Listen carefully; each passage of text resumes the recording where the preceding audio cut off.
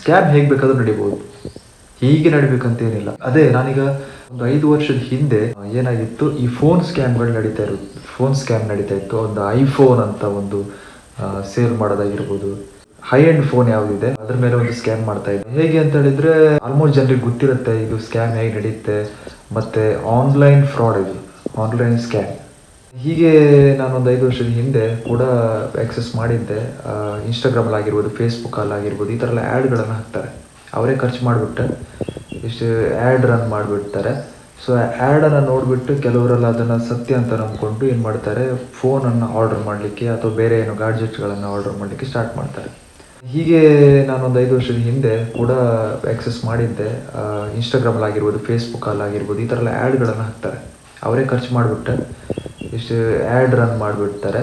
So ಆ್ಯಡನ್ನು ನೋಡಿಬಿಟ್ಟು ಕೆಲವರೆಲ್ಲ ಅದನ್ನು ಸತ್ಯ ಅಂತ ನಂಬ್ಕೊಂಡು ಏನು ಮಾಡ್ತಾರೆ, ಫೋನನ್ನು ಆರ್ಡರ್ ಮಾಡಲಿಕ್ಕೆ ಅಥವಾ ಬೇರೆ ಏನೋ ಗಾಡ್ಜೆಟ್ಗಳನ್ನು ಆರ್ಡರ್ ಮಾಡಲಿಕ್ಕೆ ಸ್ಟಾರ್ಟ್ ಮಾಡ್ತಾರೆ.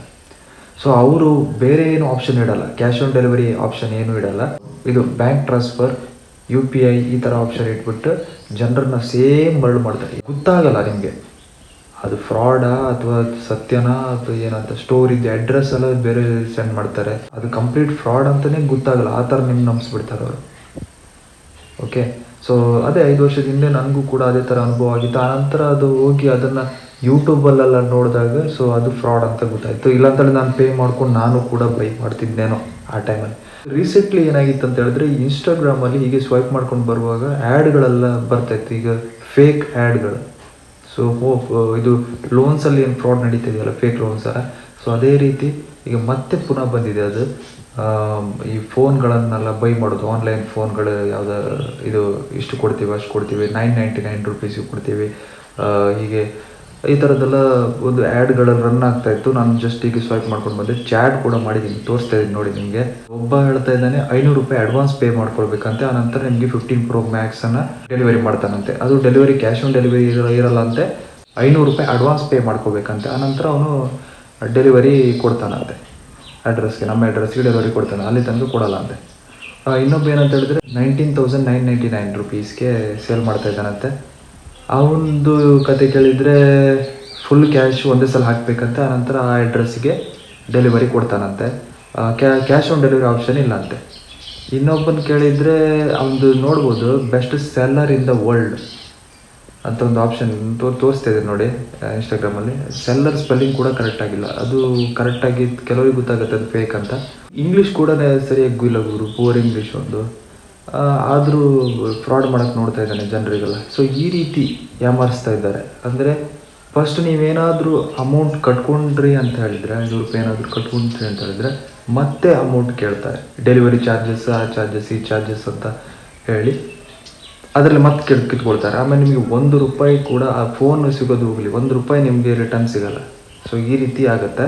ಸೊ ದಯವಿಟ್ಟು ಯಾವುದೂ ಕಾರಣಕ್ಕೂ ಈ ಒಂದು ಫ್ರಾಡ್ ಏನಿದೆ ಆನ್ಲೈನಲ್ಲಿ ಬೈ ಮಾಡೋದಾದರೆ ಅಮೆಝಾನ್ ಮತ್ತು ಇದರಲ್ಲಿ ಬೈ ಮಾಡಿ. ಮತ್ತೇನು ಅಂತ ಹೇಳಿದ್ರು ಅಂದರೆ ಅದರಲ್ಲಿ ಅವನು, ನೀವು ಹೇಗೆ ಬೈ ಮಾಡ್ತೀರಾ ಅಂತ ನಾನು ಕೇಳಿದೆ.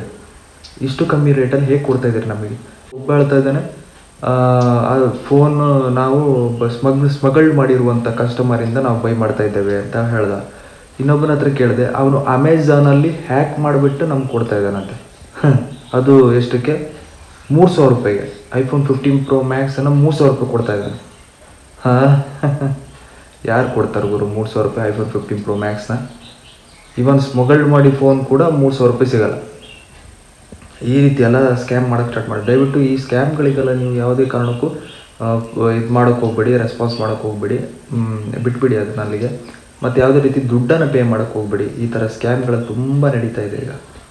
ಇದು ಮೊಬೈಲ್ ಫೋನ್ ಅಂತಲ್ಲ, ಬೇರೆ ಬೇರೆ ಸ್ಕ್ಯಾಮ್. ಈಗ ಲೋನ್ಸ್ ಆ್ಯಪ್ ಕೂಡ ಫ್ರಾಡ್ ನಡೀತಾ ಇದೆ. ನಿಮ್ಮ ಇನ್ಫಾರ್ಮೇಷನ್ಗಳನ್ನು ಹ್ಯಾಕ್ ಮಾಡಿಬಿಟ್ಟು ಏನು ಮಾಡ್ತಾರೆ, ನಿಮ್ಮನ್ನು ಹೆದರಿಸಿ ಹಣ ತೆಗಿಲಿಕ್ಕೆ ನೋಡ್ತಾರೆ ಅಷ್ಟೇ. ಸೊ ದಯವಿಟ್ಟು ಇಂಥ ಒಂದು ಸ್ಕ್ಯಾಮ್ಗಳಿಗೆಲ್ಲ ನೀವು ಬೈ ಮಾಡೋಕ್ಕೆ ಹೋಗ್ಬೇಡಿ. ಇದೇ ಒಂದು ವಿಷಯ ಬಗ್ಗೆ ಮಾತಾಡೋಕ್ಕೆ ನಾನು ಒಂದು ವಿಡಿಯೋ ಮಾಡಿದ್ದು. ಹೊಸ ವಿಡಿಯೋಗಳನ್ನು ನಾನು ಮಾಡ್ತಾ ಇರ್ತೀನಿ. ಅಪ್ಕಮಿಂಗ್ ಅರ್ನಿಂಗ್ ಅಪ್ಲಿಕೇಶನ್ ಬಗ್ಗೆ ಎಲ್ಲ ತಿಳಿಸ್ಕೊಡ್ತಾ ಇರ್ತೀನಿ, ಒಳ್ಳೊಳ್ಳೆ ಅರ್ನಿಂಗ್ ಅಪ್ಲಿಕೇಶನ್ ಜನರಲ್ ಆಗಿರ್ತಕ್ಕಂಥದ್ದು. ಸೊ ಅದಕ್ಕೆ ನೀವು ನಮ್ಮ ಚಾನಲ್, ಮಿಸ್ಟರ್ ಸಂದೀಪ್ ಕನ್ನಡ ಚಾನಲ್ನ ಸಪೋರ್ಟ್ ಮಾಡಿ, ಶೇರ್ ಮಾಡಿ, ಸಬ್ಸ್ಕ್ರೈಬ್ ಮಾಡಿ ಅಂತ ಹೇಳಿ ಈ ವಿಡಿಯೋನ ಮುಗಿಸ್ತಾ ಇದ್ದೀನಿ. Thank you.